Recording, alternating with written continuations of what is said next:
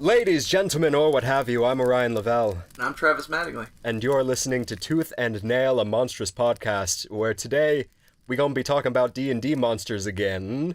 Mm-hmm.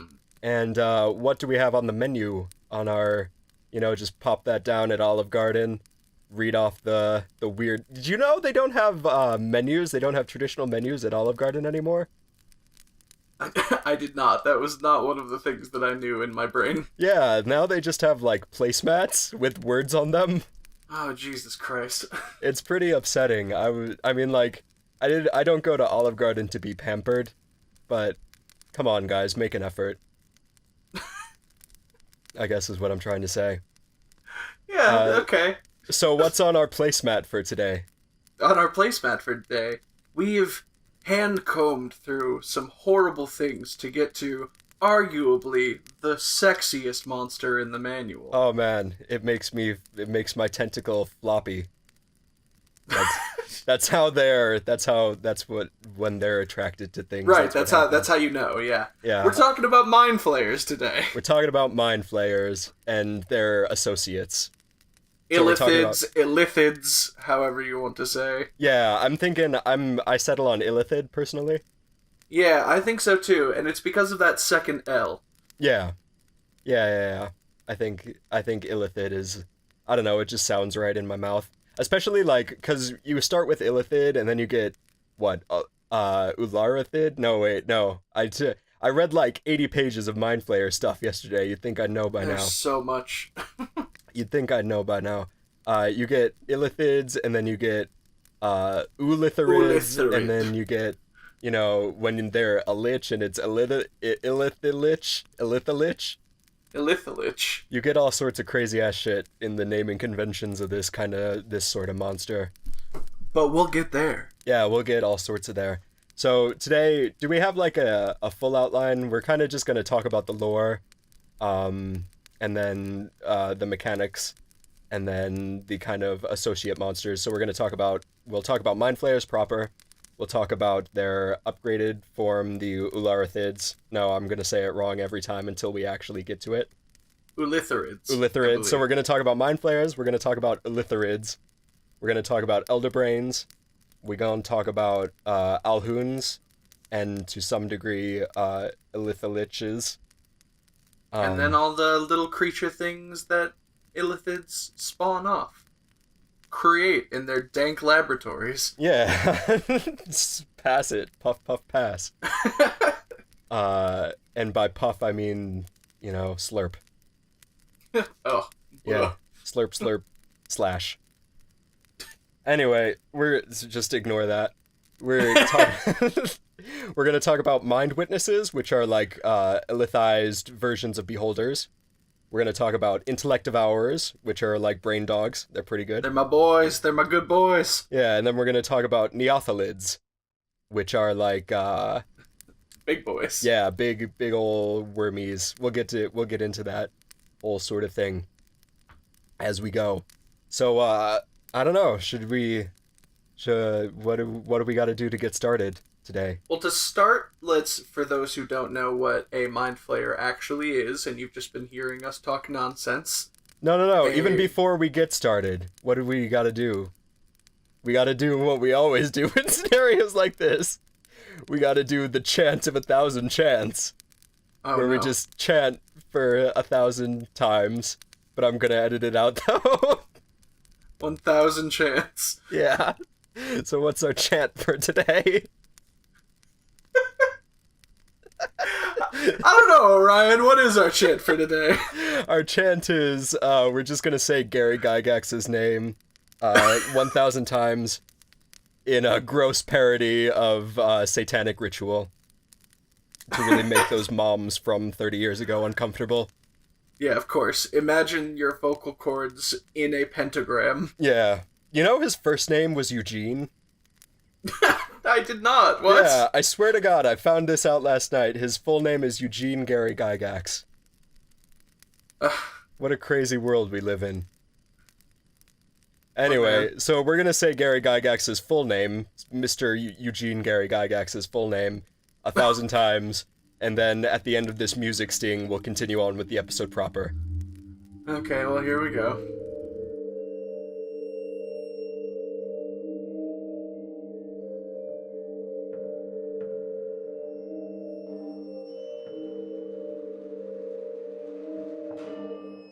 So, coming back from my throat's a little raw from having said that guy's name 1,000 times. Yeah, cough it out.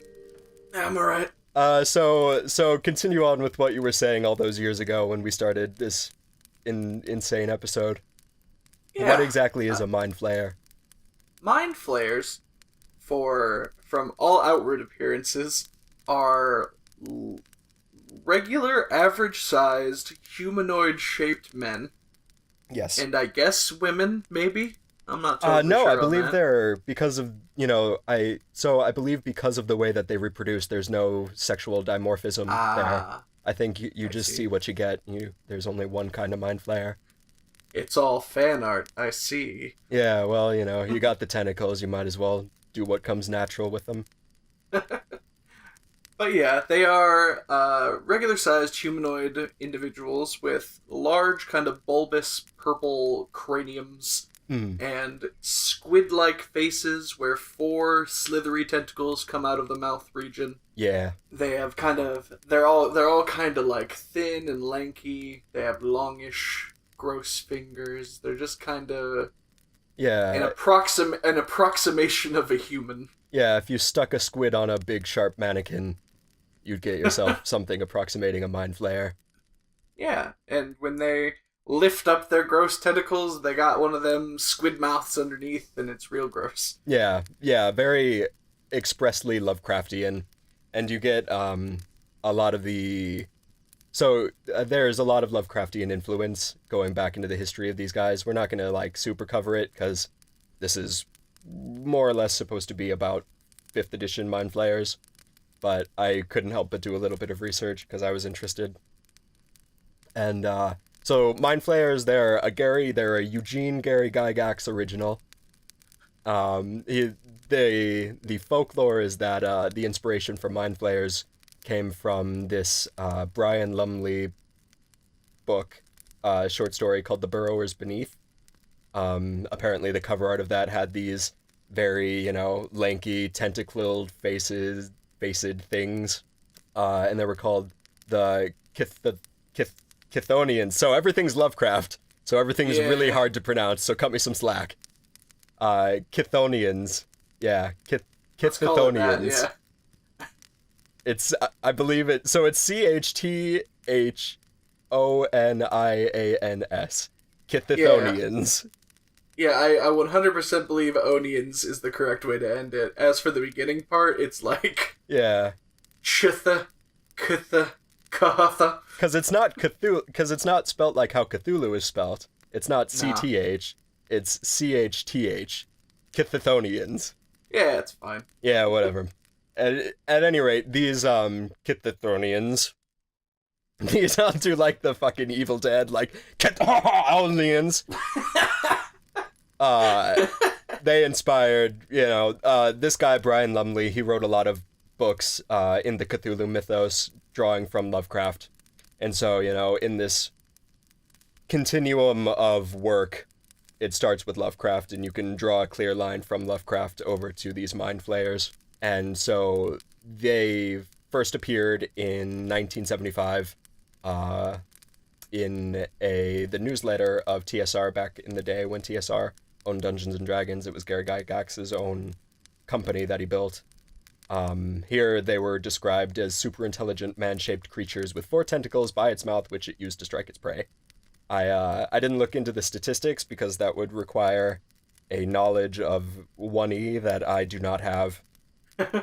But they continued in popularity pretty much until this day.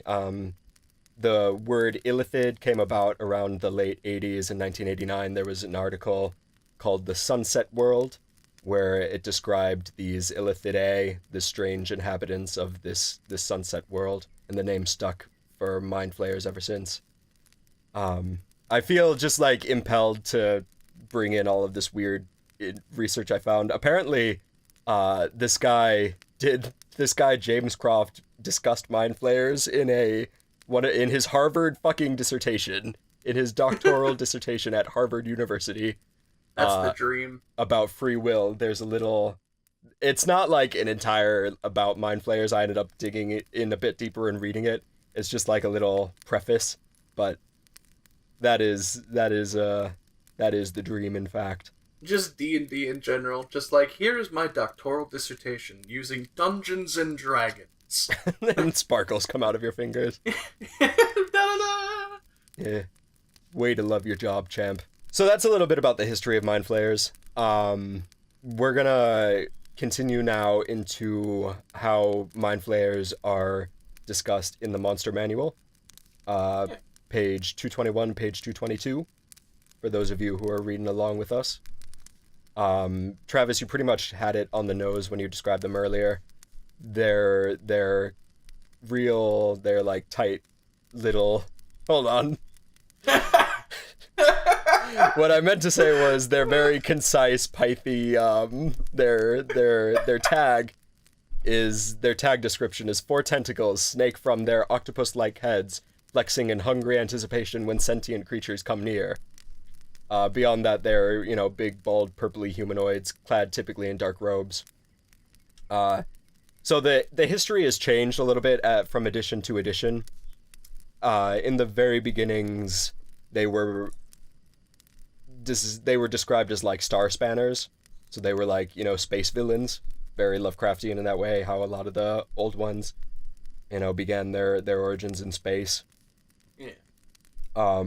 As time went on, they stopped being Spelljammer villains, and instead, in 5th edition, they're described as planewalkers. So, like, back in the day, in the tentacle days of yore, they were these plane-spanning forces of evil, and they would enslave entire worlds, planes and pockets of people with their psionics, until, due to reasons we'll get into a little bit when we talk about the Volo stuff, they were cast...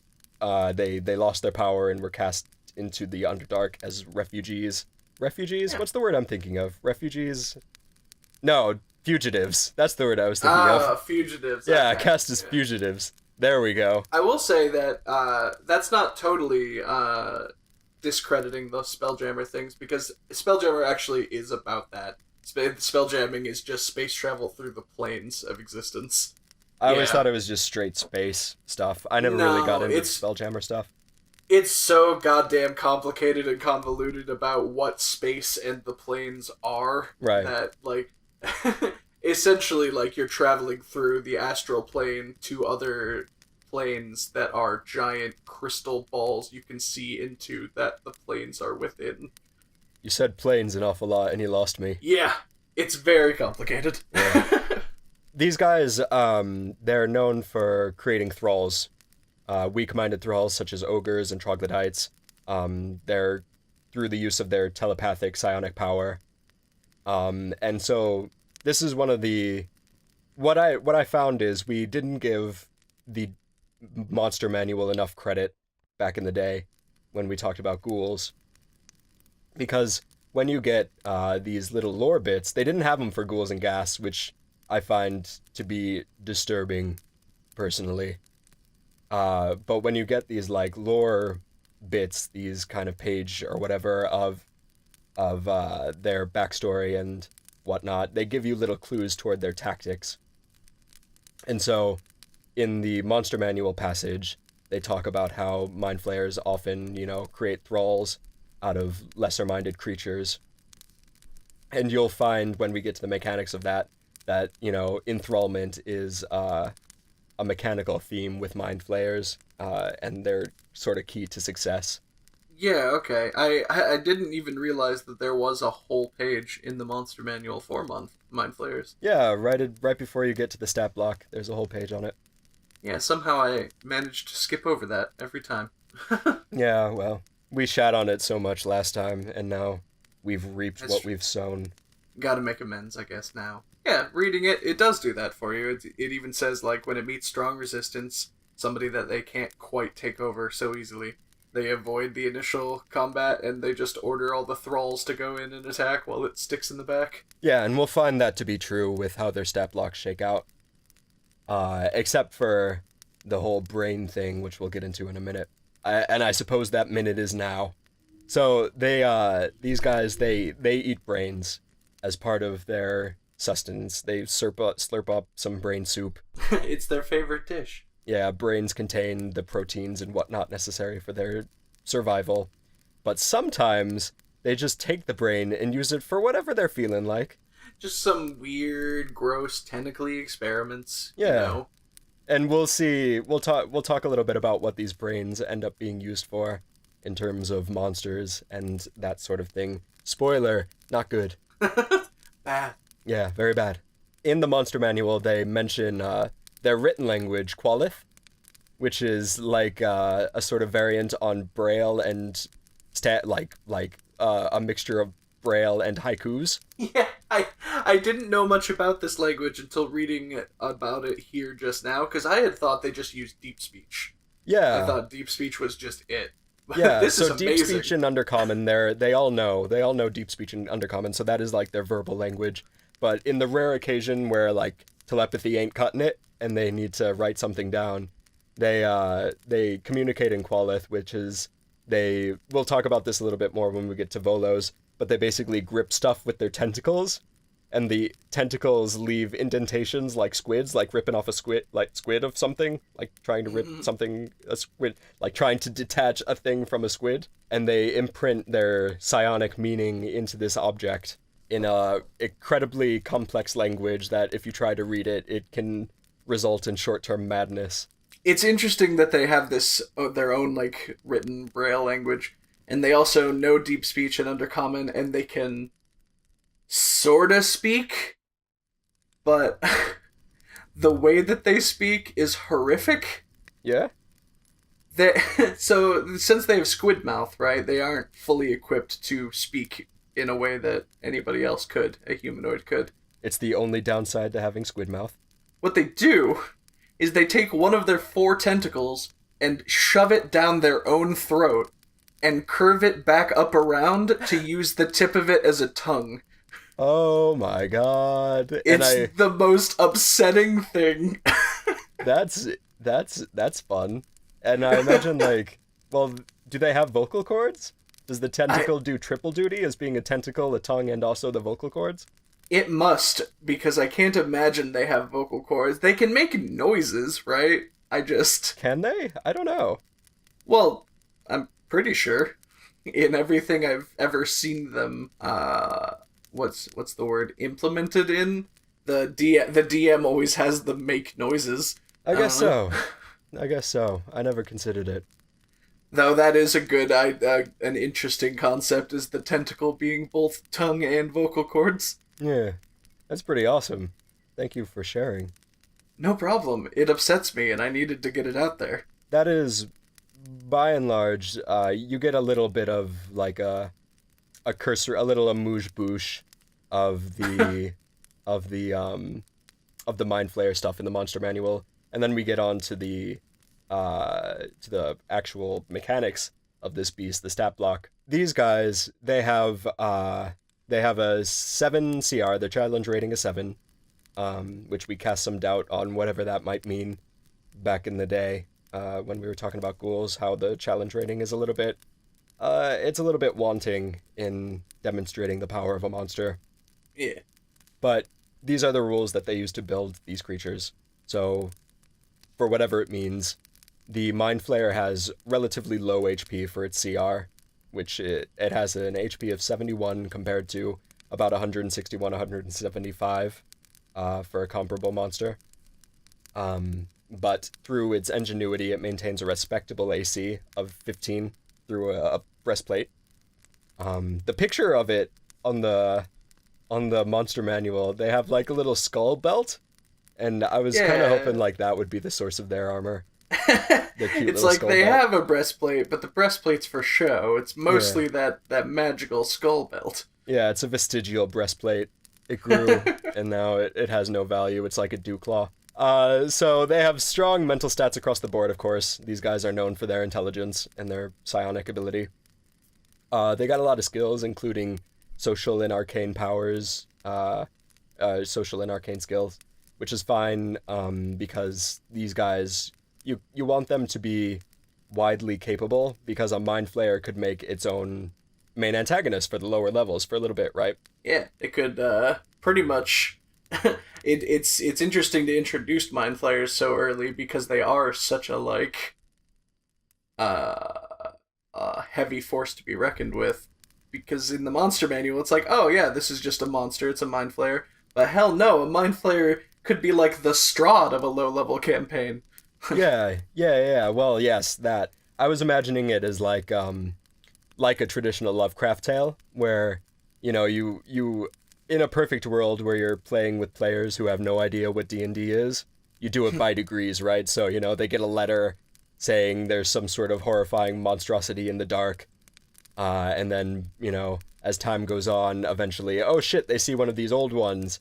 And then, you continue along and they find out, oh shit, these old ones, they have even more powerful old ones that are just giant brains. I think that's kind of what they're going for there. That does sound like a perfect world. Yeah. Players that don't know what monsters are. So these guys, they got 120 dark vision. Them being, Underdark dwellers, this makes sense, and a passive perception of 16. They're cunning linguists. They know deep speech. They know Undercommon. They have telepathy out to 120 feet. So they're very capable communicators with other things in the Underdark. Yeah, they, does their telepathy only work for one creature at a time? I always assumed it was like... Yes, it does only work for one creature at a time, and we'll get creatures later on, like Mind Witnesses. They have abilities that let telepathy be used towards a greater amount of people. So in terms of their traits, these guys are very magically defensive. They're very capable. They have bonuses in their intelligence, wisdom, and charisma saves. And then they have this little trait called magic resistance, which gives them advantage on saving throws against magic. And I believe it gives them another thing as well. Yeah, it just gives them advantage on saving throws against spells and other magical effects. Yeah, which most monsters that are high-level casters kind of have that anyways. Yeah. At least non-humans. Yeah, illithids, and I find it a lot with devils. Yeah, devils. Yeah, devils for sure. Yeah, and I actually like this because it gives them some context for why they hate arcane magic. Why would they bother with something that doesn't work for them? So we'll get into it in a little bit. These Mind Flayers, they hate arcanists. They hate things that use traditional magic as opposed to their psionic magic. And this gives a little bit of context for that. These guys, they get an innate psionic spellcasting ability, which means that they get spells, kind of innate spells. And these spells they get detect thoughts, which, yep, that's appropriate. They get levitate, which is kind of it's good for getting them away, and letting the thralls take care of the problem. Yeah. Does levitate work different on monsters than it does for people? Because whenever I consider casting levitate on myself, it sounds like a terrible idea. Yeah, so you can only go up and down, and if you want to go laterally, you have to push off of something like you're in a swimming pool. And and if anything enacts force on you, you get flung. Like, so I didn't consider that. Yeah, if the barbarian comes up and is just like, I swing my axe full force and push the Mind Flayer while he's levitating, Mind Flayer just gets flung in that direction for an indefinite amount of time. Forever. They don't have gravity anymore. Exactly. They just go around the world now. I never considered that. Well, they have control of their own altitude, so they could just drop. So they get detect thoughts, they get levitate once per day. They also get dominate monster, which is good for making more thralls. And then they get plane shift, harkening back to their plane walk-in days, which gives them a pretty good escape as they need to, should they get close to dying, they can just pop into the water plane. Yeah, plane shift is like the ultimate escape. Yeah. It cuts off pretty much every ability that's like, you can track this person as long as they're on the same plane. Wow. Yeah, to the point where, like, I don't know how you kill one of these guys. It seems as though whenever things get tough, they should just shift out of there. Counterspell. It's the only way. Counterspell? Yeah, I guess so. You can... Isn't there, like, a summoning spell as well? Yeah, but Gate is like a 7th or 9th level spell or something like that. Yeah, is Gate the only one that does that? I think so, right? Yeah, it's the only one I can think of. Yeah. Yeah, so I don't know, maybe it's part of their, because they're all connected to this elder brain, maybe they all just mutually agree not to plane shift out of there when things get rough. Because, I mean, like, it makes sense, right? Their entire purpose, all of the mind flayers that are within the colony of the elder brain, they're all sworn to the elder brain. So it would make sense for them to want to protect the elder brain from harm and not plane shift out of there. You gotta guard that brain. Yeah. Brain ball. Guard that brain ball. Yeah, get the brain goalies at the brain post. Yeah, so they have a tentacle attack as well. They attack with their tentacles. They can grapple medium or smaller creatures with it. And they have like a weird variant on grapple where if they grapple with their tentacle, it stuns the creature for the length of the grapple if you fail an intelligence save. And then on the next turn, this is Mind where Flayer. Things get wild. Yeah, this is... You ever dance with the devil in the pale moonlight? But you're never gonna dance again. Yeah. The Mind Flayer carelessly whispers into your ear and slurps out some of that brain. It takes a bite out of you. Just some. Yeah, a little brain. bit. It deals like a fuck ton of damage. It deals 155 damage on average. It does 10d10. It's a whole hurl through hell. Yeah, you know what the flavor of this attack is, yeah? Yeah, it slurps out your brain. Well, sure, but I mean, like, why it does this damage first before, like, what it's doing to slurp out your brain. It wraps its tentacles around your head, putting its gross circular squid mouth at the base of your skull. Yes. And then the teeth on the inside kind of power saw through your skull. Yeah, I remember reading something like that once upon a time. Yeah, and then, if that damage kills you... You're dead. Sucks that brain straight out, and you drop dead, and you're dead forever. Yeah, you're flop. And do the flops. So, yeah, so it becomes this sort of, kind of, you're playing keep away, and he's playing keep away at the same time, where he's keeping away with the thralls, and then, if he can get off a mind blast, which is his other special ability, the Mind Flayer's other special ability, they can shoot out a psionic wave in a 60-foot cone that, it does a little bit of psychic damage, but it stuns you for 1 minute. You can save on it, but it becomes this easy way for them to do extract brain on you. So you're kind of like, you're ebbing and flowing back and forth where, you know, he's keeping away from you with his thralls until he can get off a mind blast, and then swoops in and does extract brain on you, and you're, you know, keeping away from getting mind blasted. I can see one of these guys just straight wiping a party with, you know, a couple of bad rolls. I was gonna say, yeah, it's like, if you pray you don't group up and get mind blasted all at once and everyone is stunned. Because if no one can save anyone, it's a death spiral there's no recovering from. Oh, yeah. So these guys, they can come in the arcane flavor, where they get some... They get, like, the arcane starter pack, you know? They get some spells, they get, like, Disguise Self, which I thought was cool. It gives them the ability to, you know, hide from their fellow Mind Flayers. So, like, when you become a spellcaster, a traditional arcane spellcaster, you basically are cast out of the colony. And so I like the notion of these guys having, you know, utility spells to preserve themselves. Yeah. So they get Disguise Self, they get Telekinesis and Confusion. I thought they would get more, like, stunning spells, you know, like Entangle or, you know, stuff meant for eating them brains. Yeah, anything that would give them, like, advantage and give other people disadvantage, like yeah, fear. Like Feeble Mind. I thought maybe they'd get Feeble Mind. Oh, yeah, any of that stuff. Yeah.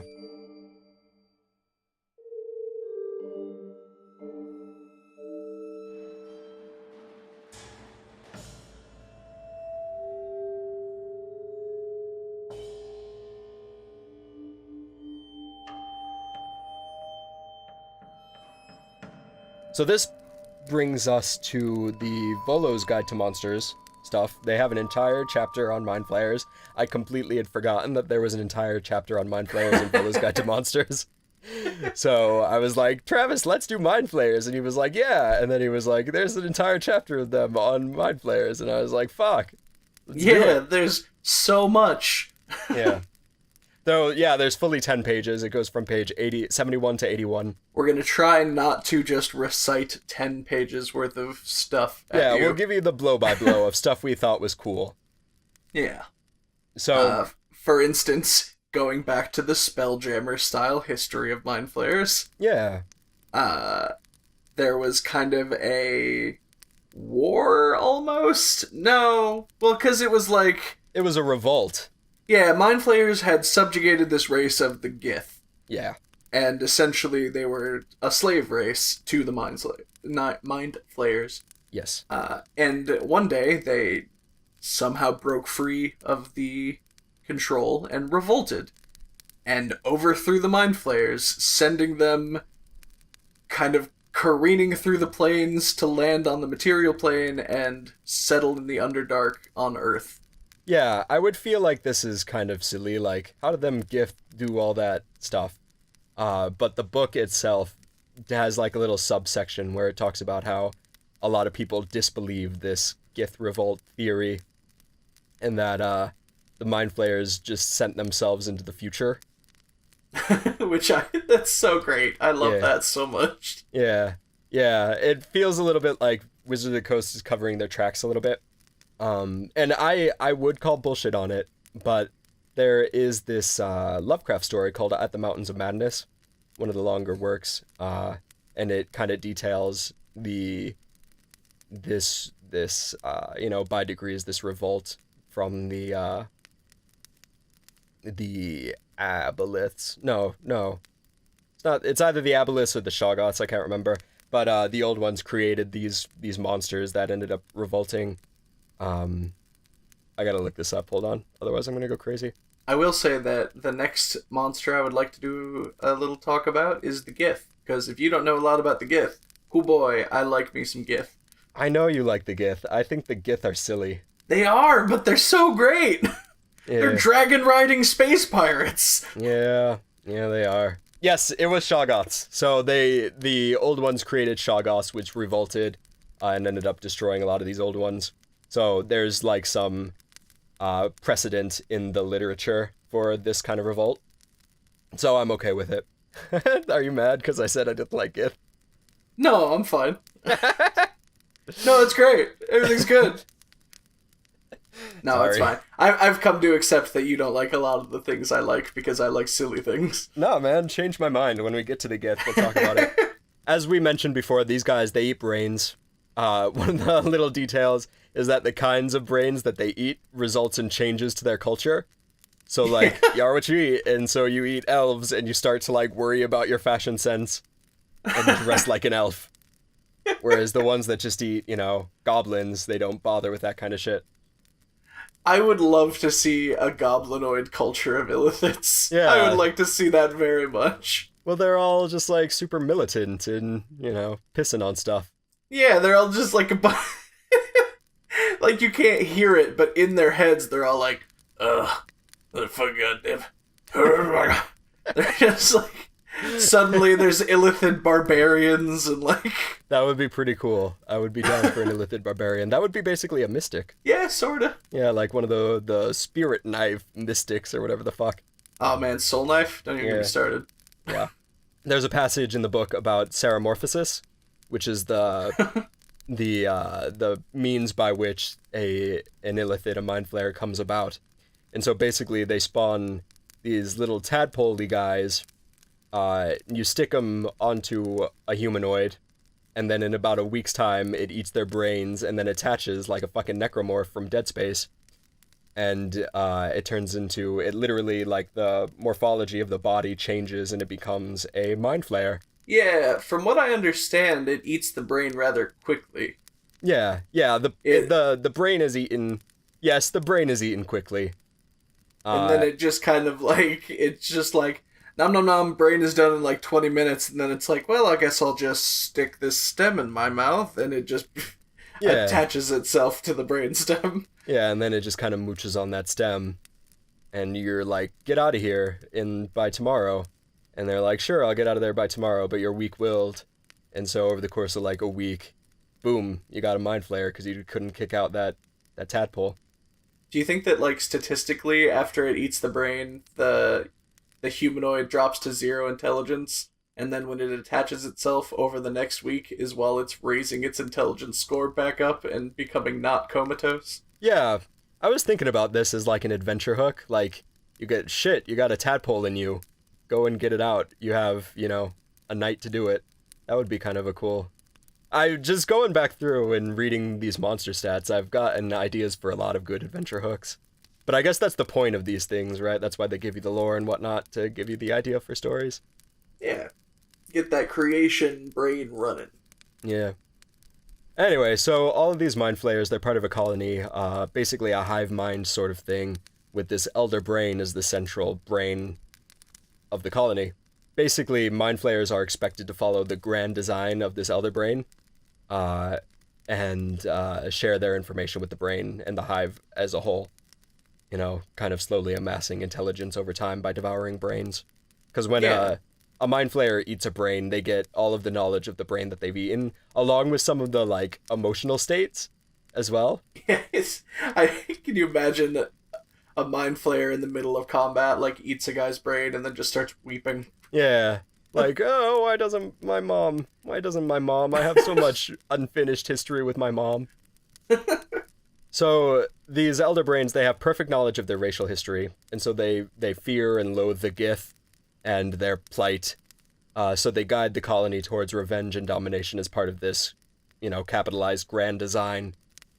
I think this grand design is kind of cute, because it gives all the mind flayers validation to study whatever they want, as long as it is, like, even marginally helpful. So you get passages of mind flayers that study music and food, just in the hopes that they'll come across some weird detail that lets them subjugate humanity.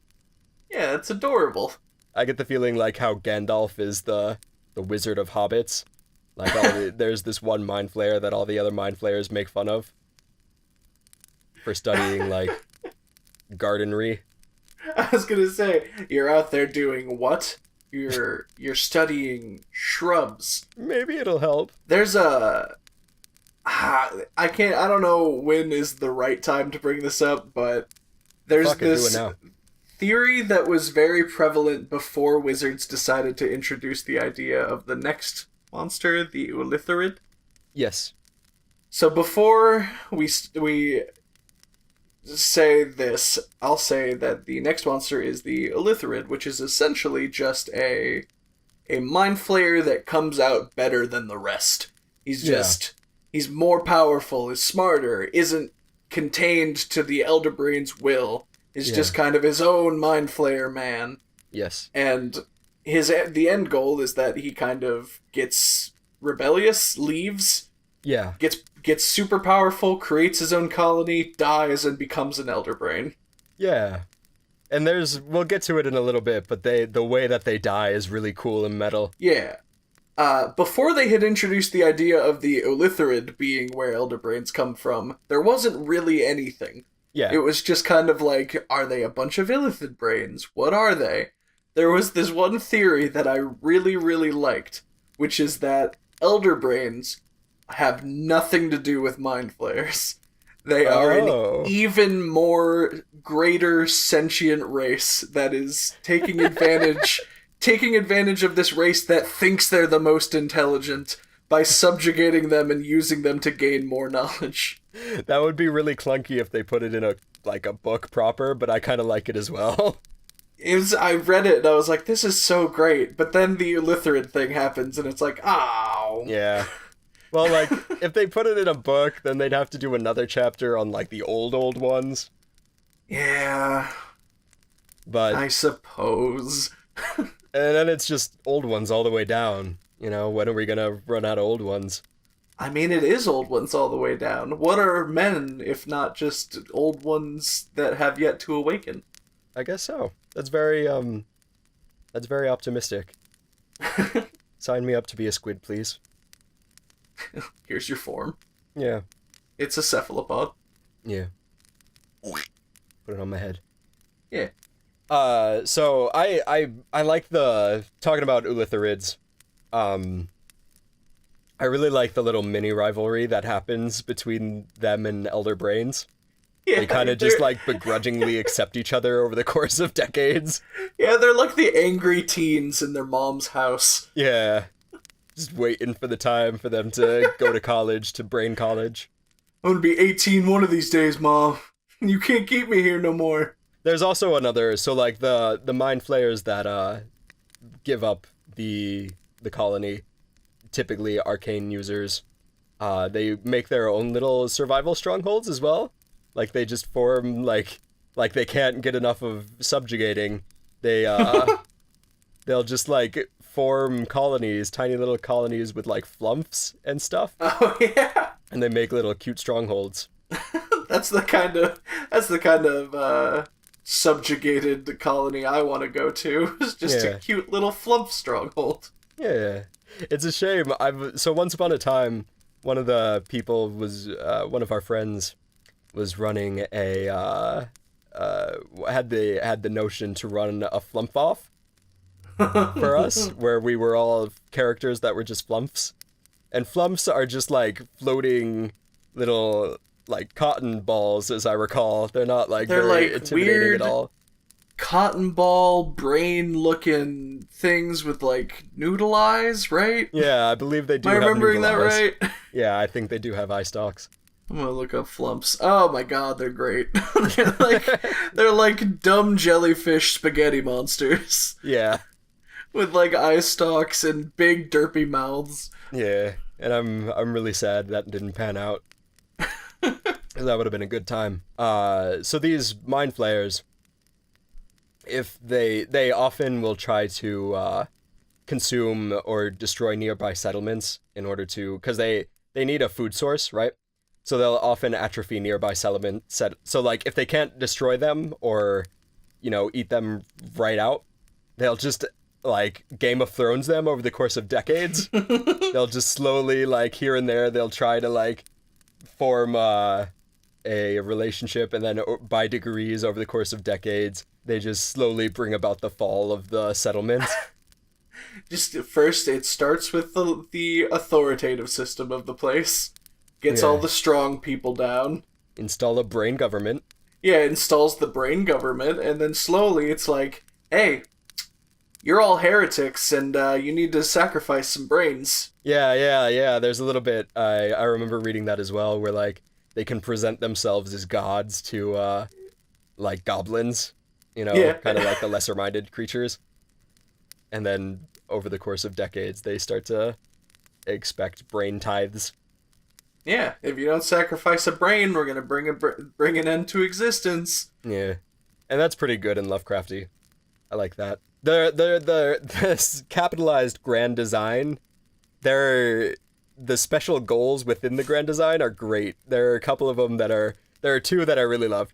There's collecting creatures and instigating insanity in them to create new flavors of thought. Cherry flavored. Yeah. And then there's fostering a school of wizardry to attract intelligent minds for the colony to feed on.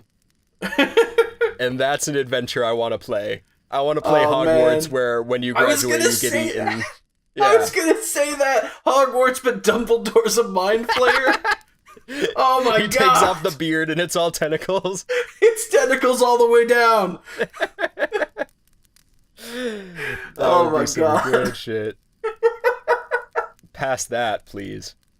Oh my god, that's so good. Also, I really like that first bullet point because it makes it seem like if you needed to lure some very strong mind flayer away from its like colony, you would give yourself various degrees of long-term madness to be appetizing to him. Or you just do some PCP. Yeah, Wait for that to go down. some short-term drug madness. Yeah, try these shrooms. Reefer madness. So there's a little bit about talking about Mind Flayer names. A little passage that I liked and it starts off a little something like this. Telepathic communication with a Mind Flayer is frequently accompanied by a mental static that sounds to the receiver like an underlying susurration peppered with guttural clicks. The intensity of the static increases when a Mind Flayer refers to itself, because with the saying of its name, the illithid is communicating far more information about itself than other humanoids can comprehend.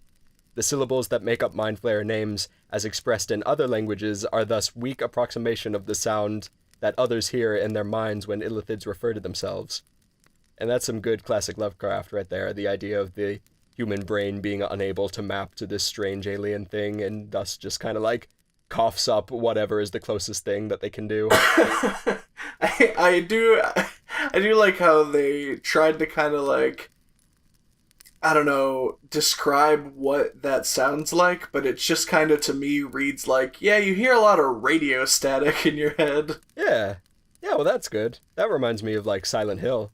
You know? Yeah, it's definitely a modern horror thing. It feels weird, the idea of hearing static in a fantasy world, but I don't know. Yeah, no, I get what you're saying. It's weird and kind of like, what's the word I'm looking for?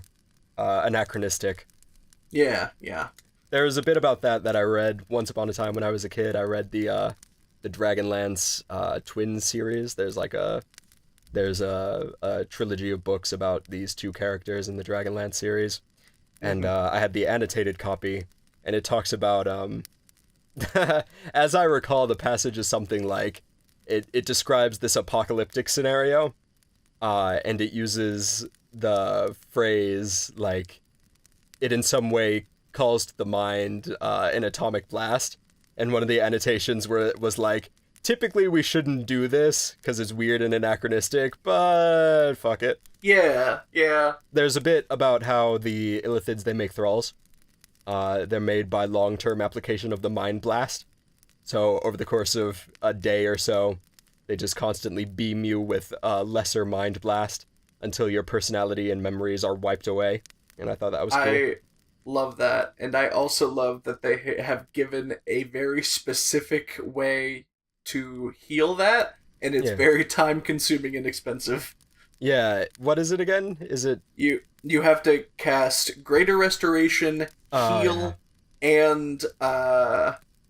something else. Another high-level spell. You have to cast all three of them every day for 10 days. Yeah.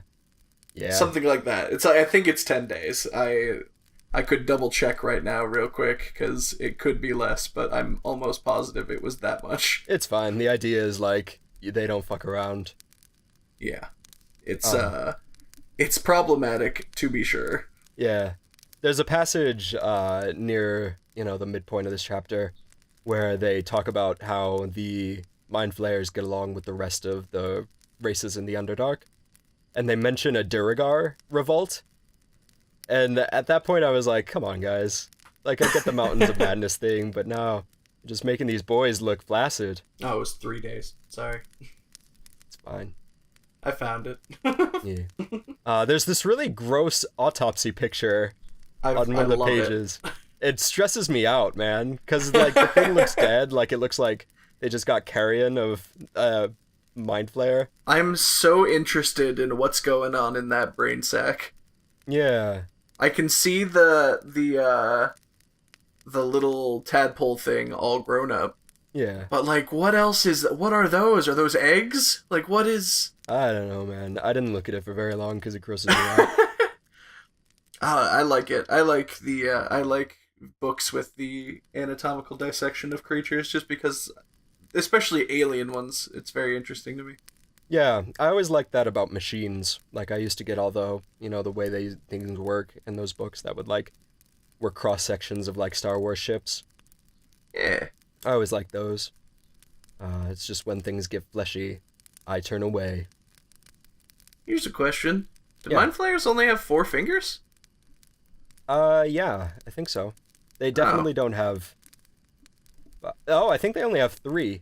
I think they have a claw. Well, it's 3 and a thumb. No, it's 2 and a thumb. If you look at the autopsy, it's 3 and a thumb. I'm looking at the one on the monster manual, and it looks like 2 and a thumb. His hand is kind of cut off. I don't know about all that. Lithurids have full hands. They have 4 fingers and a thumb. That's so weird. Okay. I noticed that, and I was like, well, that's how do you blend in when your hand is all fucked up? But whatever. Looking at the squid thing, man, that's a weird hand. Look! Excuse me. So I was confused. What? Yeah, layers are built for levitators. Yes. So the way that they construct their layers, they're built for things that can levitate. So they're built with like tunnels on top of tunnels on top of tunnels. So there's a big passage on how the layers, how a Mind Flayer layer is constructed. So they're built on top of each other because they can levitate, and they're purposefully made difficult like a castle. They're purposefully made difficult for non-levitating creatures to traverse. They keep their still living brains in a chamber for experimentation, and there's a little passage, they just kind of sit there and scream for the players because they like the way it sounds. The sound of the sad brain. Yeah, I love that. Yeah. They got a library as well, but the library is just of organs that they've harvested. That's pretty good. Jesus Christ. Yeah. And then they have prisons full of failed experiments, which is also a good setup for an adventure whenever I run the Mind Flayer dive. Yeah, I would really like to play in a game where a Mind Flayer is like the first major villain. Yeah. It would be, well, you would start it out for the first 7 levels. You would start out in Call of Cthulhu, and then you'd switch to D&D midway through. That's fine, whatever, man. Yeah. So they have these in the lore. Mind Flayers have these ships called nautiloids, and these are their plane-traveling tentacled. The spaceships have tentacled. They're these tentacled spaceships, and the tentacles are there for abducting things. Just scoop them right up. They're very rare, and seldom used because they don't want to draw attention to themselves. The book expressly says that the knowledge for how to build one is lost, so they have a finite supply. But that seems weird if the Elder Brains have perfect knowledge of their race. I have a theory about this. Yes, tell me. I believe that... So, a thing you have to know about the Elder Brains is that they lie even to themselves.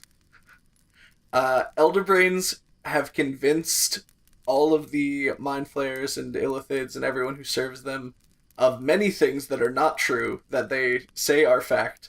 And I believe that the perfect knowledge of their race is bullshit. Is either bullshit, or the fact that they have forgotten how to build these ships is bullshit. Huh. So because one of the things they lie about that I really like is that they convince Mind Flayers that when they die and sacrifice themselves, they will join the chorus of voices, which is kind of like what their heaven is. Yeah. But really the Elder Brains are lying, and what they're really doing is letting them sacrifice themselves to smother one more voice of dissent. Like, they're that's like... interesting. That kind of, that calls into question the reliability of the book itself. Yeah, that's why I had a theory. I was like, I'd like to think that Elder Brains being like these perfect knowledge beings can make even us think whatever they want us to think. Like this part was written by an Elder Brain. Yeah, there's a few books, book supplements that have a lot of stuff like that, and I think Volo's is one of them. That's interesting. I don't know if I buy it, but it's cool. Yeah, just give it to me, man. Come on. Yeah, I'll give you some. Because otherwise, we have to believe Wizards of the Coast doesn't know what they're talking about. How could we do that? They don't revere gods. They don't. They sure don't. Which makes sense, because they can travel to the planes of gods anyway, so, like, why not? Yeah, it's like, I've seen gods. We've traveled in a plane filled with dead gods. You don't care. Yeah, so last year. Yeah. Last millennia. Yeah, instead they revere these, like, states of mentality. That's kind of, that is a little weird, because that's kind of exactly what one of the races of the Gith is kind of like. Yeah? It's the, oh god. Not the Gith-Yankee, whatever the other one is. Gith-Zerai, yeah. Because they're like the monks of the Gith, and they have the exact same kind of value system, where they value the Zen state of mind and clarity of mind. Well, that makes sense. Maybe they learned it from the Mind Flayers. Maybe. They are psionic monks, so that would make sense. That would have been like a carryover. Yeah. Yeah. Or maybe they both learned it from the old god, that we The discussed old earlier. elder brains. They're just an even bigger brain. There's a little bit about them valuing knowledge over treasure, which makes sense. And a little section about how they physically augment their thralls, like they just stick claws onto them to make them better at fighting. I really like that. I really like the idea of scientific experimentation on your own thralls for monster making. Yeah, that's pretty cool. I'd like to see the failures of those. I'd like to see the fuck-ups. Oh boy. And that also would be a good adventure time, I think, to my brain.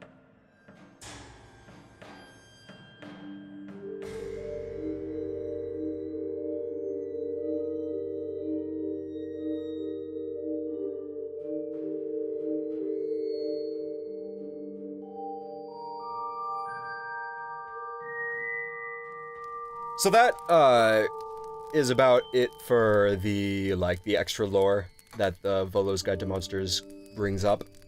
And that brings us to the kind of in-depth creature studies that they give us near the end of the book. And we're going to start out with the Lithurids, kind of going down the evolutionary line of Mind Flayers. And these guys, as we mentioned before, they're like supercharged Mind Flayers. They come out strong, they're very arrogant, they antagonize the Elder Brain, and they get into little spats.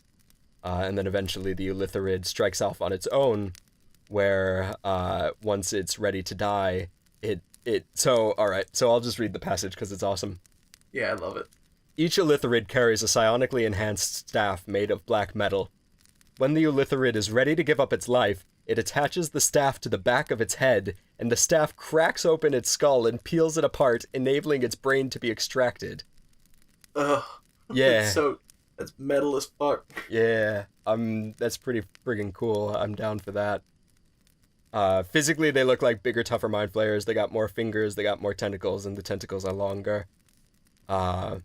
Statistically, they function, again, like a souped-up Mind Flayer.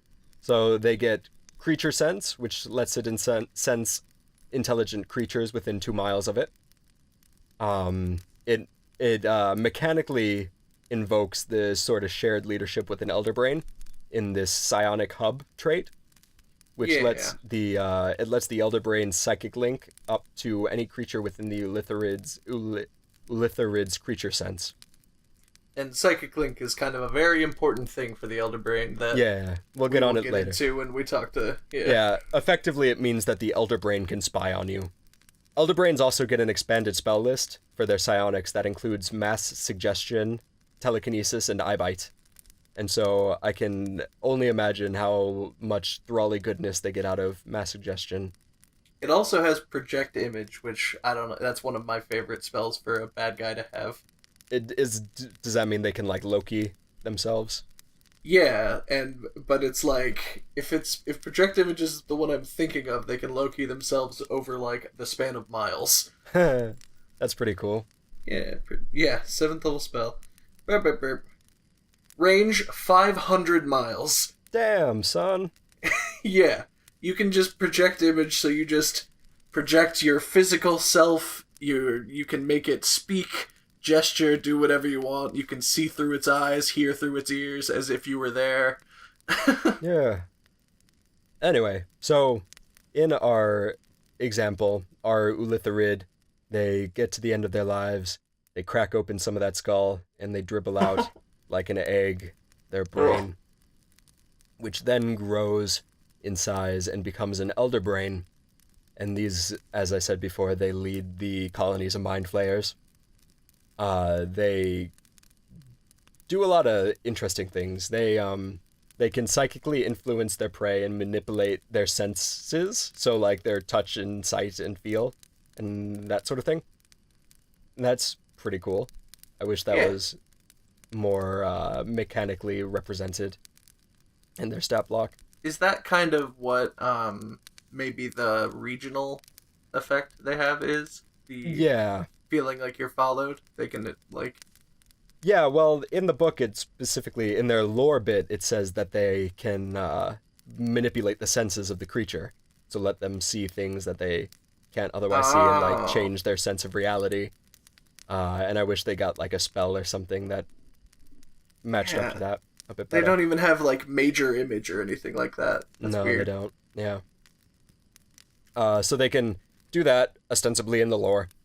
Uh, they consume the brains of dead mind flayers for their knowledge, and that creates to the mind flayer this sense of like spiritual oneness, since the persona of the mind flayer can be invoked anytime after it's been eaten.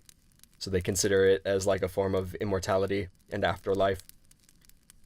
These guys, they're effectively immobile. They can't leave their brine pool because without the sort of saline solution, they die shortly afterwards. But these guys are the major bosses of the Mind Flayers. To that end, they get a lot of extra gravy. They get like layer actions, they get regional effects, and then they get legendary abilities and resistances, which we'll get to in a bit.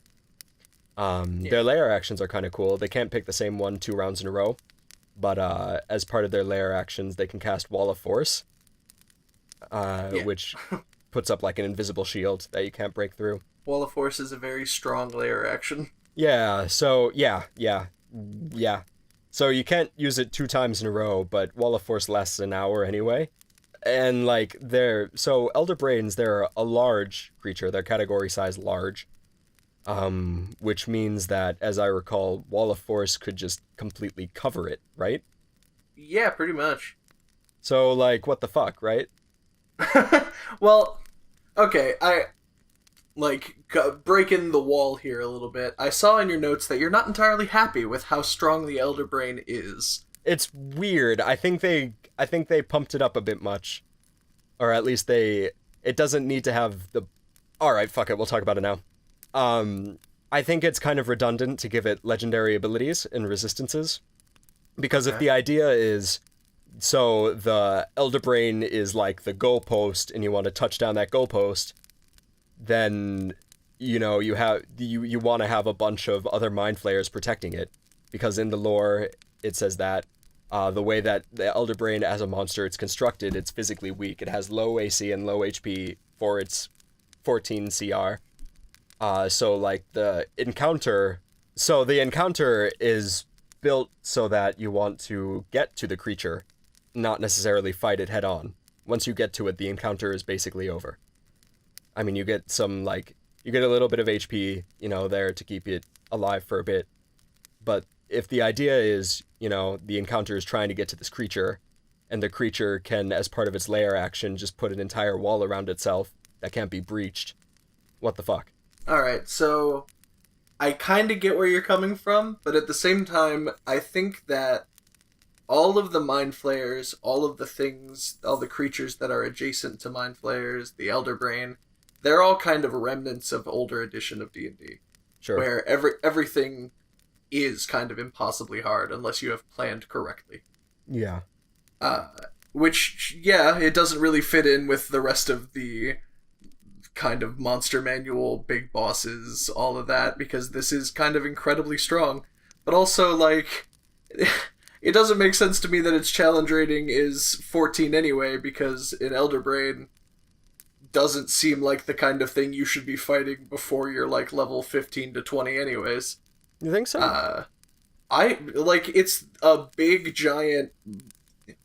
It's a leader of a multi-race enslaving race of slavers that used to travel across the plains enslaving powerful races.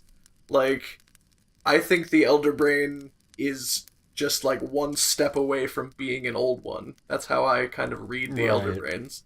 Right. And so it makes sense to me that they are incredibly hard to kill because an Elder Brain by itself is far from defenseless. And, like, it doesn't seem like the goalpost, it seems like the big boss. Yeah. Yeah. So, like, yeah. I'm filling- talking like I agree with you that this is like the end of a campaign here. Yeah. And I think that the way that the CRs are distributed from 7 to 14, I think, with the Ulitharid being like 10 or something like that, I think that you could do a full campaign or like a full long form adventure with with this distribution of monsters and have it work out with the Elder Brain being the big boss at the end. What I'm talking about is like And the only way I can think to bring this up right now is like it's ROM, right? You want the fight Sure. to be like how ROM is in Bloodborne, where you have the thing that you're trying to target, and then a bunch of little things harassing you on the way. Yeah, a bunch of mind flayers around him. Yeah. Yeah. And so that's what I mean by goalpost, where the encounter is trying to get to this thing that is protected on all sides by lesser things. And so that does not map to this same ability of the Elder Brain to be able to put up a wall of force around it, which makes it effectively invulnerable. Okay. How would you get past Wall of Force, aside from Counterspell, which, at this point, you should have a wizard in your party with Counterspell ready? Well, Wall of Force can be broken with Counterspell and Disintegrate, and those are your two things. Ah, that's it? Yeah, those are your two things that you can do. You can either Counterspell it before it comes up or Disintegrate it afterwards. And so, like, I'm down with this creature otherwise. Aside from the Wall of Force thing, and the fact that it gets legendary actions, which I think messes with the action economy. Like, I think you're giving it too many actions if the idea is you're fighting this and a bunch of other Mind Flayers. Like, I would rather have an Elder Brain be CR10 and then have a couple of Mind Flayers in there than CR14 and have it like this, where you get the sense, like, it's built to be fought by itself. Ah, I see. I see where you're coming from. Yeah. Yeah, I don't know. I think it is kind of two sides of the argumentative coin at this point. I think your way would be awesome, and I believe that there should be an Elder Brain statistic that does not have the legendary actions and stuff. But at the same time, I think that a fight with 10 Mind Flayers and an Eleutherid and the Elder Brain as is would be the perfect insurmountable object at the end of a campaign. So, because you can just dimension door through a wall of force. But Can you? yeah, it's teleportation. You can't physically pass through the wall. You can teleport through the wall. You just can't. You can't walk through in the ethereal plane is the problem. Yeah. So yeah, you have a couple of ways through it, but it feels like a pretty harsh kind of thing. Oh yeah, for sure. The the one other video that I've seen talk about Elder Brains literally said, you should never see an Elder Brain unless you have already gone through approximately 20 levels of preventative measures. Yeah. Yeah, And it was like, the only time that my campaign has ever seen an Elder Brain was when every member of the party had mind-blocking magical items, presence blocking, and invisibility items, and advantage on stealth checks. We snuck into the Elder Brain's chamber and sneak attacked it to death. Yeah. And I can see that sort of preparation for what is effectively, the boss of a campaign. Yeah. I don't know. I think maybe they got themselves stuck in a corner by making the Mind Flayer CR7, because then they had nowhere to go but up, and then by the time you got to Elder Brains, they could only ratchet it up so far, and then it became like an incredibly difficult encounter. Yeah, they were like, how do we make this thing that controls all this race of powerful things? Yeah. I don't believe that a CR... Well, like... So there's that, and there's this idea that, like, you just throw them all in anyway. So, like, you fight an Elder Brain with a bunch of Mind Flayers, and fuck it, you should only be doing this at level 20. Yeah. So there's that way to read it as well, which is also fine, I guess. Realistically, I mean, like, I've never heard of a campaign going that high. Anyway, so, like, it's all theory craft anyway. Yeah, Critical Role's the only one I've heard of. Yeah. They get a 5-mile creature sense, reflecting its domain. Yeah, that's cool. Ridiculous. Yeah, I mean, that's, like, part of their lore is they have this pocket of Mind Flayers that they can spy on no matter what and have influence over. So they also get the psionic spellcasting and magic defense of the Mind Flayer, which, like, that kind of suggests that it loses some of its spells, because Eleutherids get more psionic spells. So the idea is, like, when they transform, they lose their spells. Yeah, I was kind of gonna say something about that. I was like, is this Elder Brain one that doesn't come from an Eleutherid? If so, then what did they come from? Well, yeah. There's a lot of weird stuff about Elder Brains, really. Like, yeah. It's a weird concept. I guess it's not a weird concept. some guy in the 30s came up with it just fine. Yeah, I guess that's true. Well, he came up with a lot of things that weren't quite great, but Yeah. yeah. Well, we're talking about the racism part, not necessarily the books. Yeah, just a little bit, yeah. Yeah. The what am I talking about? Oh, so they have a trait called telepathic hub, and this is what I was talking about earlier. They can basically open up a Discord chat of 10 creatures and telepathy as opposed to just the 1-to-1. It doesn't really have a mechanical benefit. It just kind of lets it, if it wants to do a big dramatic monologue before the fight, then there's your that. It gets its legendary resistances being a boss, and it gets its legendary abilities. I guess it would be weird if it had legendary resistances without having legendary abilities, but I still think that they can do a little bit too much for the kind of encounter that they're structured for. Yeah, you know what? I'll give you drop the wall of force layer action, keep the legendary actions, because I really like these legendary actions. Oh, I would like in a perfect world, it would have these just as actions, because I like them too. It can grapple with its tentacles, doing some minor damage over time. It can get up to 4 creatures within 30 feet of it, and so this is basically like its last ditch, there are a bunch of fighters surrounding me. How am I going to get out of this one? Wrap them up in tentacles. Yeah, keep them 30 feet away at all times. Yeah. It can do a stronger version of Mind Blast over a 60-foot radius as opposed to a cone, and it can affect as many creatures as it wants within that radius. If it does incapacitate a target, ideally with Mind Blast, it can then Psychic Link to a target that is within range. So, when it Psychic Links, it can see through its senses. The problem is that a creature knows when it's been attached to this Elder Brain. It can feel the Elder Brain on it. So it has to be used within combat, right? So, like, if you know about the link, you can force it away. You can take, like, a charisma check or something and force the brain out of you with a little bit of damage. But, so if the idea is the Psychic Link lets you see through things, it has to be designed for combat, because otherwise, you can instantly just break it. So within combat, the point is to let it bolster its defenses against things that are hidden. There would be that. I would imagine that it's less useful when it is by itself, but it is useful in assisting in what is it? I already forgot. Ulitharid? Yeah. It's useful in assisting in Ulitharid that is in combat by itself in a separate chamber. That's something that I was thinking of.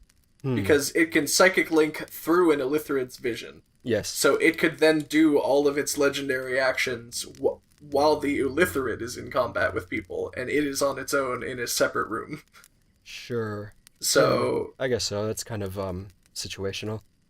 Yeah. Alternatively... it can do what crazy thing? It can break concentration on things. Yeah, so later on. Yeah, so while it's linked, so this is like the stepping stone into a lot of its other stuff. Just by itself, I wanted to analyze it a little bit. Right. It can, while it's linked with something, it can sense thoughts, which allows it to kind of do this weird thing where it deceives the person's brain. It introduces... This might be where the breaking reality lore stuff comes into play, because it can spend an action to deceive the thoughts of... Well, maybe not. Yeah, basically what it can do is it can install a false thought into the brain of something that it's linked to, which is interesting. I don't know how useful it is either, because in an ideal scenario, you have what I put down is, in an ideal scenario, you have a paladin who their major flaw is that they're afraid of spiders, right? Right. The Elder Brain links up to the paladin and then makes it think that there are spiders all over. This brain deception, only works insofar as the target has... it shatters if the target has evidence to the contrary. So, okay. if the paladin looks around and sees that they're not actually covered with spiders, it breaks, as I understand it. So there's that, where, like, you know, the usefulness is wanting. On the alternative hand, if there's, like, you know, if you have, like, a jealous bard, and because so when they sense thoughts, the elder brain gets a peek into your fears and whatnot. Yeah. If you have, like, a jealous bard, and the jealous bard's major flaw is that he'll attack anybody who, you know, is sleeping with his wife, and the elder brain puts in this thought that, oh, the ranger's sleeping with your wife, that could actually, you know, change the tide of a fight reliably, because you wouldn't be able to provide evidence to the contrary for that. Yeah, I can see a lot of things that are very similar to that being useful, even so much. So it says that it can trick them into believing an idea or feeling an emotion. Yeah. What's to stop them from just saying that you feel fear? You're frightened. You're too frightened to go forward. Yeah, that's a good question. I don't really... And so, or like... believing the idea that your party wizard is the one that's breaking into your mind. Like, yeah. I think you'd have to get very creative with it for it to be useful. But I do think that it is something that is incredibly interesting and has a lot of potential even outside of combat if you manage to get a psychic link outside of combat. Yeah. It's... Okay, so, yeah. So there's use there for combat. I like it as, like, a way to test your players and whether or not they're actually playing to their characters. Where, like, you know, if you're playing against one of your characters' flaws and they take advantage of that, I don't know, kick them an inspiration because they're doing a good job, right? Yeah. So I like it from a role-playing perspective as well. I feel like a lot of this, or I feel like the Psychic Link stuff was made with kind of role-playing stuff in mind. Because, I don't know, it's weird that it does automatically let them know that they are linked with something. That is the one thing that I am not totally... Yeah, it feels a little easy. Like, well, it basically just means that this has to be used in combat for it to be any use. Right. I'm glad that they have to pass, like, a pretty high DC saving throw to break the link. Yeah. It gets some legendary actions as well. 3 of them. You can do a tentacle attack. You can break the concentration of a target that it's linked to. And that's brutal, right? Yeah, that's awesome. Yeah, it does a little bit of damage, too, to just, like, add, you know, throw dirt into the wound. But it also gives more utility to the Psychic Link, which, like, I can get. It can turn linked targets into, like, little mini psychic bombs. So, like, you can shoot a psychic pulse through whatever it's linked to, and then that does psychic damage in a radius around it, and that's kind of neat. And then the brain can also sever a link, which puts disadvantage on everything until the end of the target's next turn, pretty much. So, like, you know, the pain of it being ripped, the pain of being ripped from this person, or ripped from this entity, is putting disadvantage on your attacks. I do like these actions quite a bit.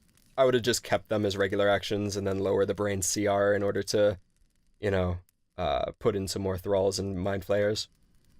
But at the same time, if the idea is that you're supposed to be fighting these guys at, like, level 20, or, you know, well into your character's experience, then I can see them as, you know, then then it's fine to have the encounter be as difficult as that, you know. So yeah, that's Elder Brains. That's Elder Brains. Alhoons, there's, like, a lot to Alhoons, but we've already sort of covered what they're mostly about. Yeah. Even just in passing. They're like half liches. Yes. They are an illithid that chose the arcane path to forsake their psionic brethren. Yeah. To try to achieve some kind of arcane greater state of being. Yes. But unlike actual liches, they don't have all the benefits. They are undead. They do become kind of gross and undead, but they don't get the lich's most important thing, which is immortality. Yeah, so the idea is they're not Voldemorts. If you kill them, they get stuck in their Horcruxes, and they can't get out. Well, they can get out, but it takes a lot more effort than with a lich who can just regenerate. There are versions of these Alhoons that are full liches called Ithila liches. And they operate as liches, plus they get the Mind Flayer extract brain abilities. Not too much to say about them. But even, like, Alhoons, the thing you have to know about them, really, is that they are very potent spellcasters. They're stronger, in a way, than regular Mind Flayers, because they have access to many more tools. Yeah. Yeah. They're kind of interesting. It's kind of a cool take on how liches fear death and thus become liches. The idea is that, you know, if you are an illithid and you do magic, you're a pariah, so you get cast out of the group. And as a result, you know, because you're cast out of the group, you won't get subsumed by the Elder Brain, and so you don't get an afterlife. So they have to, like, find their own...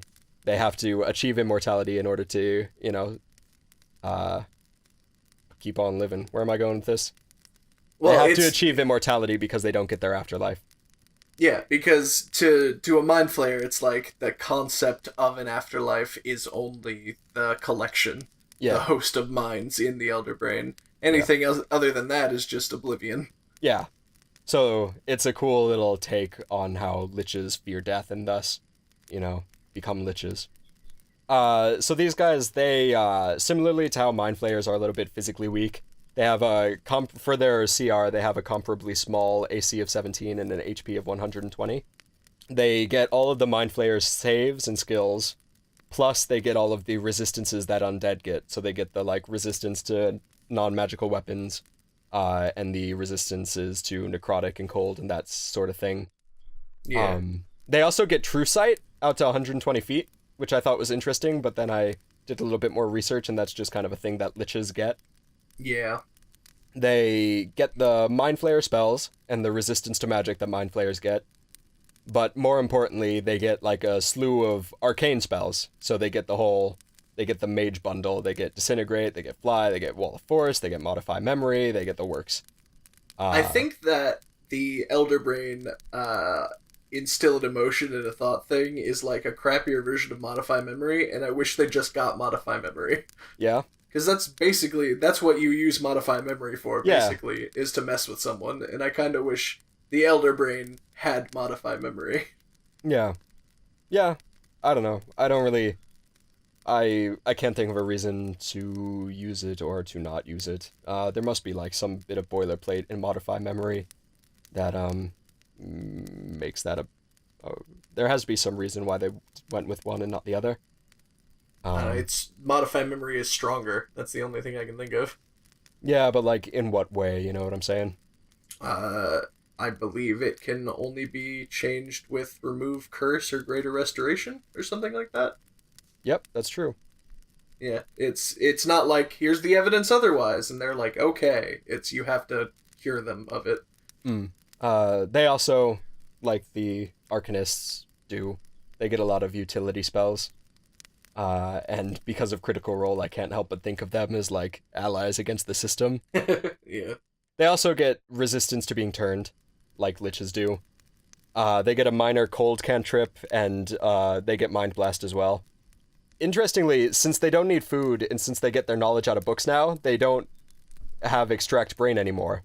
I looked at... Well, alright, so I looked it in. Basically, what happens is that Alhoons, they lose their musculature, like their tentacle strength, when they turn undead. The muscles atrophy in their tentacles. Conversely, though, an Ithila Lich can keep up, like, that can maintain their soul with trap souls that they trap, because they're liches. They can maintain the musculature of their tentacles enough to extract the brain. So, like, it was this weird little thing at first where Alhoons don't get Extract Brain, whereas Ithila Liches do get Extract Brain, and I couldn't quite reconcile. I was wondering what sounded weird. You kept saying it. You keep saying Ithila Lich. It's a Lithilich. Oh, shit. A Lithilich. Yeah, so like... There's a lot of L's. Yeah. A Lithilich. There was a book, what was it called? Condemnation or something like that, where condemnation where the main antagonist was in a litholich, and so I just from a young age got it stuck in my mind the opposite way. You know how you do that when you read words, and so now I have to like train myself out of doing that. It's okay. I was like, the first 3 times you said it, I was like, what is... There's like something wrong, but I can't get it. I can't pinpoint what it is. It's strange. There's but so I can't many fathom THs, why. so many I's and L's. Yeah. So an Elitholich has extract brain because they can maintain the strength of their tentacles with souls, which I thought was cool and interesting. Otherwise, these guys are pretty standard mages.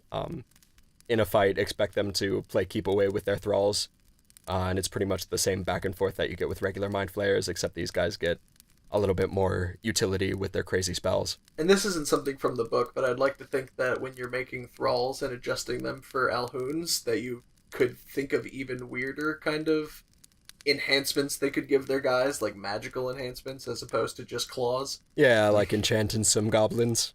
Like carving arcane explosive runes into the chest of one and sending him into a crowd of people. Yeesh. Yeah, you could do that. That would be kind of fun. So that's Alhoons.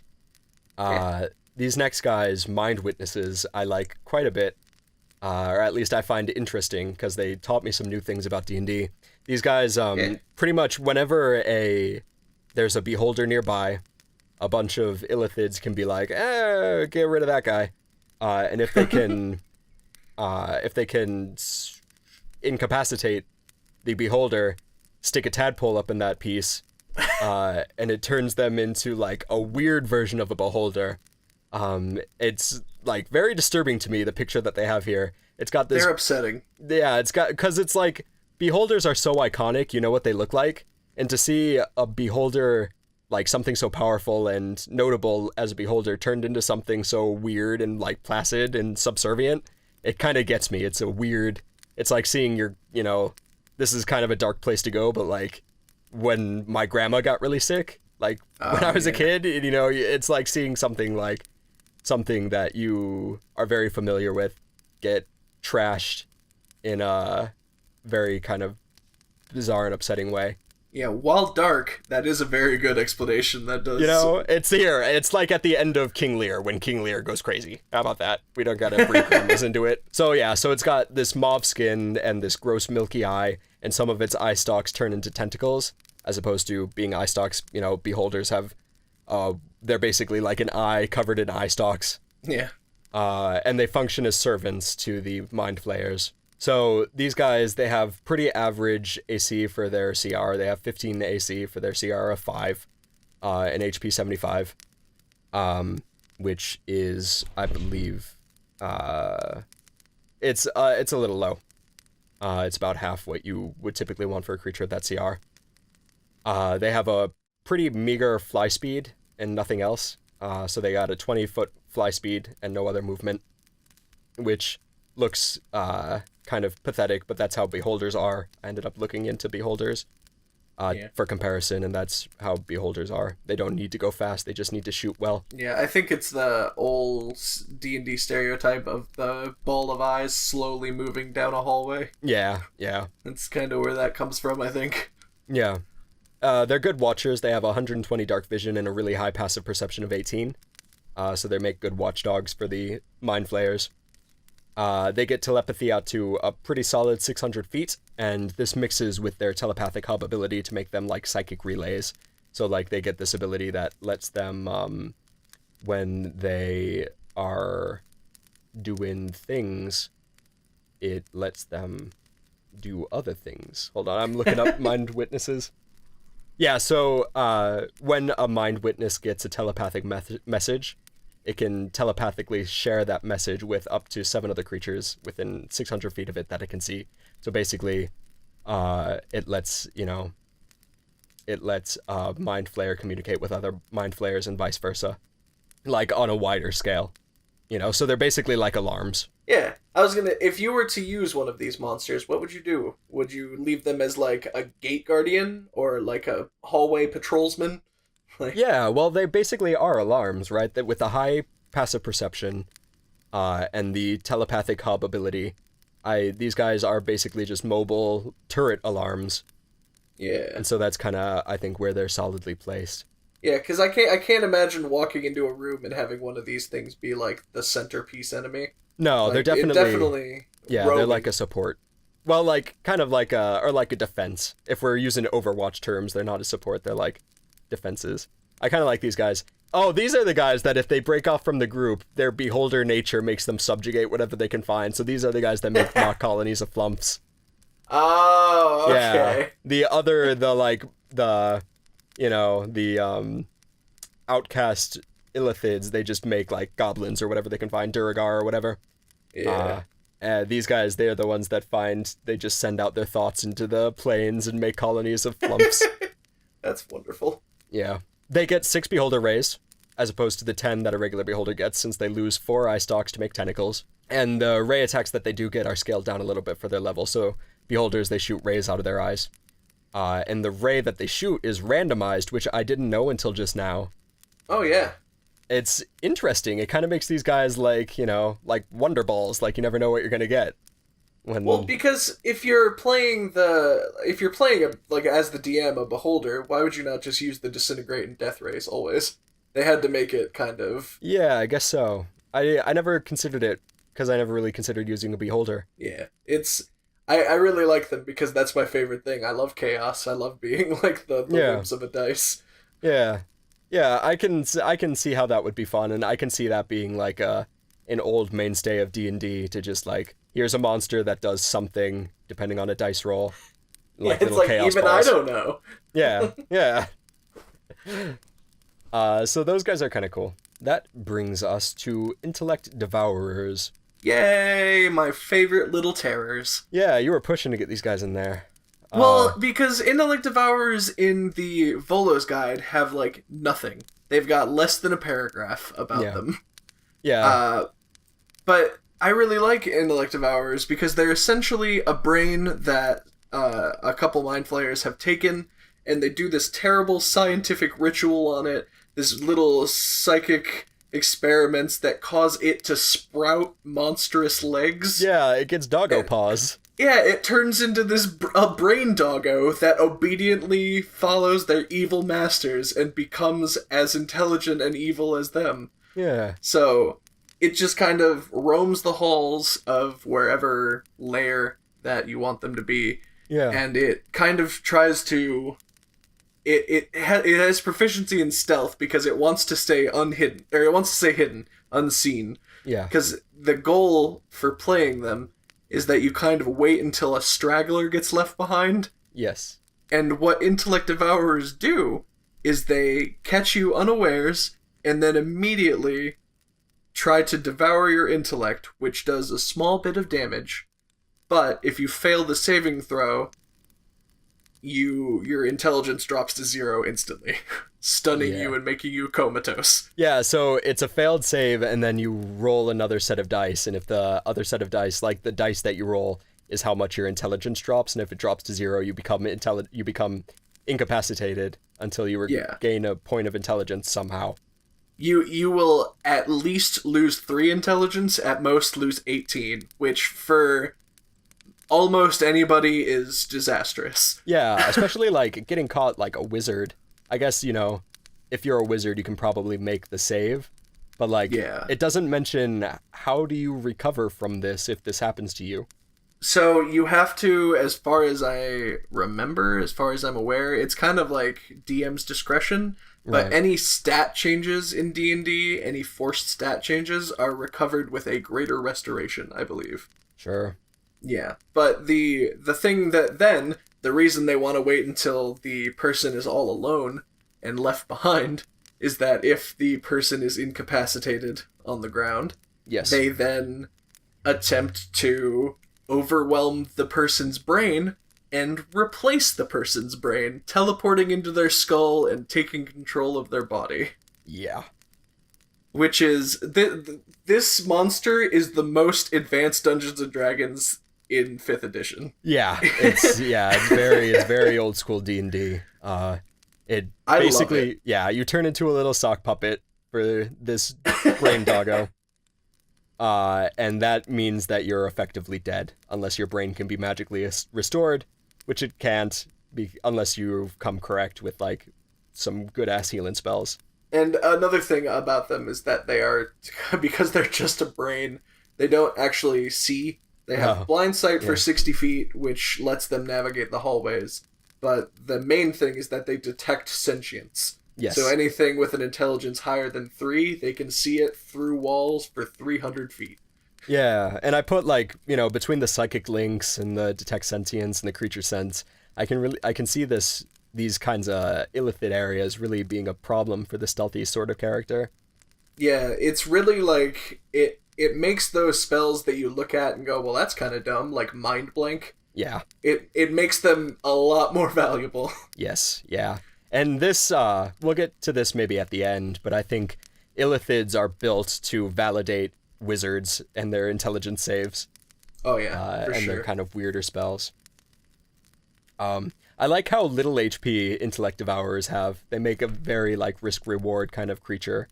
Yeah, they really are literally just kind of like dogs. Like they've got a bit more health, so maybe they're like they're tiny because they are the size of a brain. Yeah, but they have the health of a bear. Yes. So it's kind of like it's a little bit of dissonance with their HP to size ratio.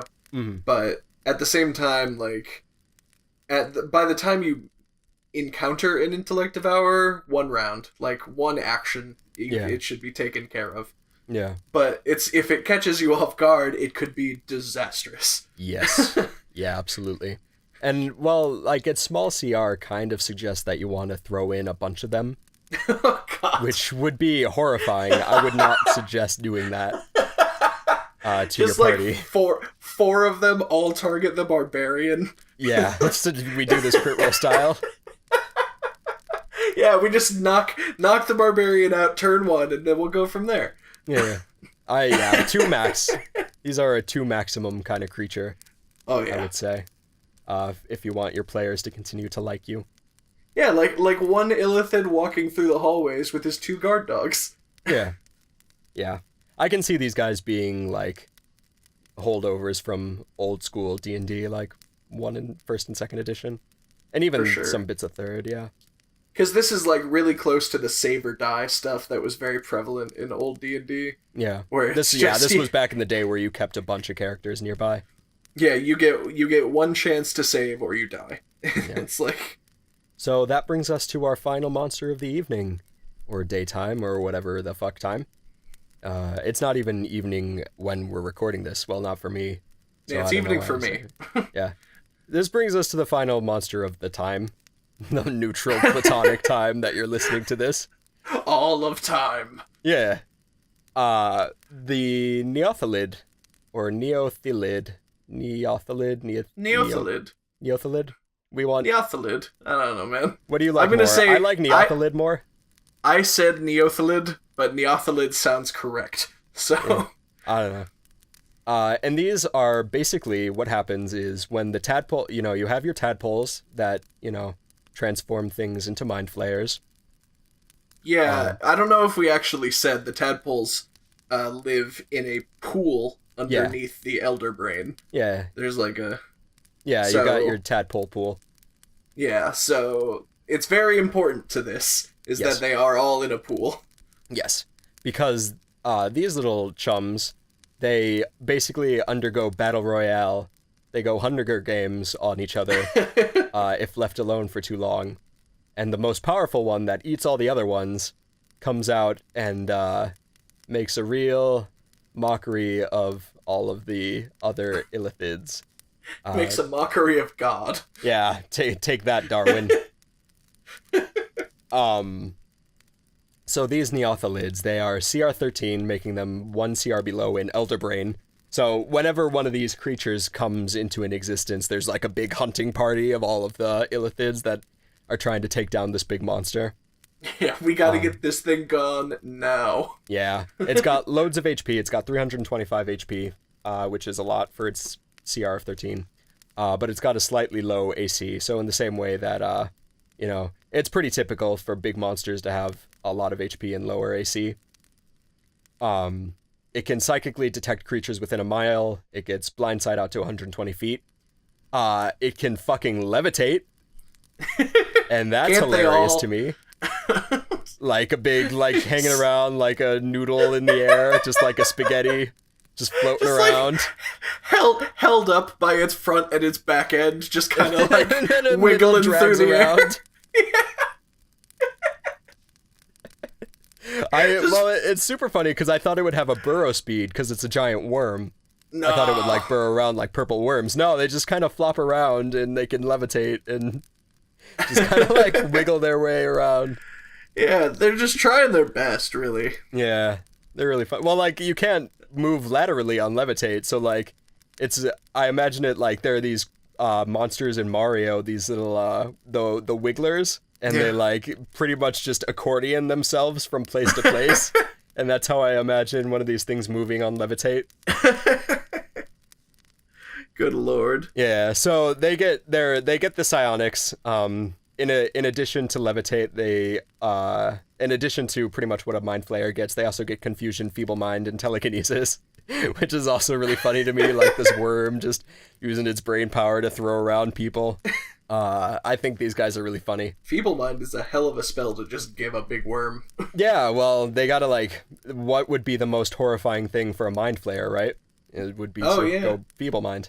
So it just gives more context for how horrifying these monsters are to the illithids and to people in general.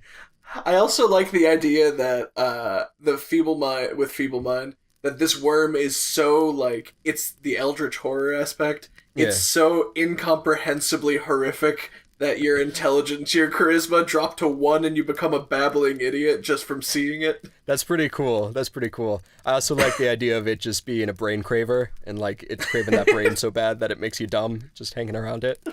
I'm like, I gotta get that brain. Yeah, I gotta slurp up that brain. I got 4 tentacles and they're all looking for brain. Yeah. So with those tentacles, they can attack with them. The twist here is that the tentacle attacks has a chance, which like a pretty solid chance. The strength save is 18, which is pretty sizable. I guess it's the right DC for its CR, but it just goes to show that this kind of creature isn't fucking around. But it has a chance to swallow you whole, purple worm style, and then it run purpleworm.exe, where they swallow you. You take a load of acid damage over time, unless you can do 30 or more damage inside it, and then it throws you guys all up prone. I think these are like, so like the mind flayers are very much the you need a mage in your party. Your mage in your party is going to be like the best thing against all of these. But then the Neophyllid comes around, and it's like, your mages are useless. Feeble mind, grappled with tentacles, you're inside it now. You're being dissolved. You're the easiest target. Yeah. It can move around and levitate. It can cast confusion. Like, this is the anti-mage. Yeah, these guys are real killers. So like their biggest thing is that they swallow you. They also get an acid breath. Pretty much, they spew acid out of their tentacles. In a nice little touch, the acid in the lore says that it dissolves everything but the brain and just leaves the brain pulsing over a big mass of acid. Nice. And that recharges on, that's on a recharge 5 to 6. But then the real question becomes, could it use acid breath on an elder brain? Probably. I think that might be. So like, oh, I see now what you're saying. Yeah.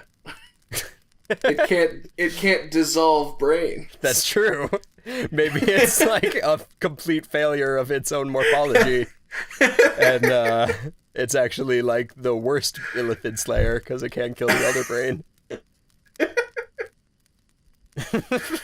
How about that, scientists? The worst part is how long it took for me to get that.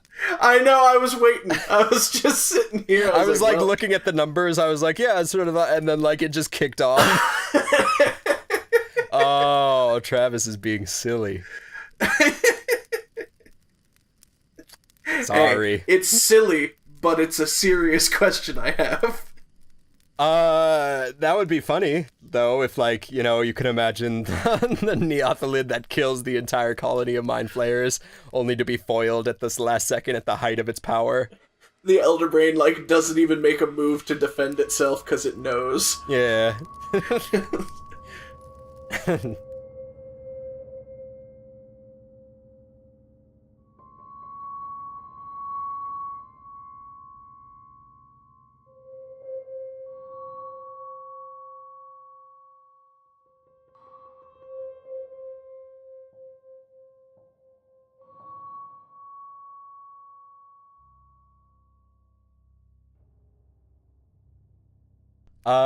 Yeah. So that is Mind Flayers and their associates. Yeah. Like I said earlier, I think these guys are really cool. I like pretty much anything that I like. Aberrations on a whole, I'm positive towards. I like aberrations. I like, you know, and I think these guys are a good expression of the idea that, like, you know, humanity is their brains are inadequate. You know, the idea of humankind being so high and mighty when really we're just prawns in the universe that it includes Mind Flayers. Yeah, they really show that humanity has a long way to go to use their brains to unlock their full potential. Yeah. Yeah. Yeah, and that's very Lovecrafty, and you know, it's a good theme. I'm glad that it exists. I think mechanically these guys are, you know, they have a heavy reliance on stunning things, you know, through their mind blast, through intelligence and charisma saves. So I think these guys are, you know, they validate wizards and rogues having that intelligence save as part of their proficiency. Yeah. And, you know, like we mentioned before, having the ability to do mind blank, and it validates a lot of those weirder spells that you don't get to see very often. I was trying to think. There's also oh god, what was I gonna say? I had like a thing I was gonna say, and then you said mind blank, and I had an actual mind blank. Right? Yeah, it's in a similar vein to mind blank. It because of how unique these creatures are, kind of in the monster manual. It helps DMs. It incentivizes DMs to get creative with their encounter design, with story. With magic items, you could make magic items based around illithids that are like psionic magic items. Yeah. Like, you could incentivize researching into magic items that block mind manipulation. Just like, yeah, and then there's a lot of stuff. Yeah, you can get crazy with the, like, minor details. Like we talked about, the way that they take in the culture of whatever brains they eat. You know, you can have fun with seeing what a goblin-based culture of Mind Flayers would look like. Yeah, it's like you run into a city of Mind Flayers in the southern part of the continent, and it's one way, and then suddenly you meet some Mind Flayers in the northern side, and it's completely different. Yeah. It's like, yeah, they're and all that changes friendly. up the kind of thralls they have and everything. You can get you can have some fun with, and I think Volo's guide, at least from what I've read so far, at least, you know, coming through studying this chapter, I think Volo's guide does a very good job in providing enough, you know, leaving enough to your imagination to get crazy with. It's good stuff. They're good brains, Brent. Yeah, the good brains, Brent. So yeah, that's gonna wrap it up for this episode. Yeah, that was a lot of brain talk. Yeah, a lot of mind stuff, making me hungry. I'm starving. If you liked what you listened to, do what comes naturally. Maybe mosey on down to the upvoting button, wherever that might be. Yeah, the Elder Brain says, hey, you want to press that like button. Yeah, press the like button. Maybe even, you know, we can push our luck. If you fail the intelligence save, maybe you press the subscribing one as well. Yeah, you feel like you really wanna. Yeah. Or if you're using the power of the human mind against these creatures, leave a comment about that stuff. Yeah, tell us to go screw ourselves. Yeah, you know? Take that, us. Yeah. And until next time, what kind of creatures? What did we learn? What did we take away from this to be mindful for in the future? stay with the group and watch out for brain dogs. Yeah. Yeah. Those brain dogs turning me into a puppet. I don't like puppets. Are you already a puppet? Maybe.